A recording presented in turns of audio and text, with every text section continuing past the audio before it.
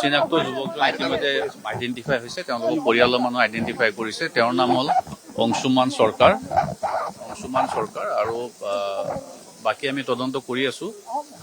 তাত 3জন একে ঘৰ একে পৰিয়ালৰ মানুহ মৃত্যু হৈছে আৰু লগতে অংশুমান চৰকাৰ, তেওঁৰ ঘৰ আপোনাৰ নগাঁৱত তেলিয়াপট্টিত, তেওঁৰ মৃতদেহ তাতে পোৱা গৈছে।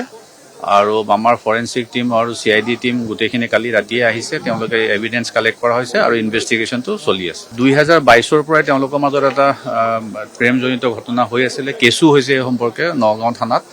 আমি যিটো ডাউট কৰিছোঁ সেইটো এংগলে হ'ব লাগে আৰু বাকী পিছত আমি ইনভেষ্টিগেশ্যনৰ পিছত জনাম। অংশুমান চৰকাৰ যিজন 4 নম্বৰ ব্যক্তি, যিজন কালি চিনাক্ত হোৱা নাছিলে, তেওঁ নাই যিজন আমাৰ ছাছপেক্ট আছিলে তেওঁৰে মৃতদেহ তাত পোৱা গৈছে।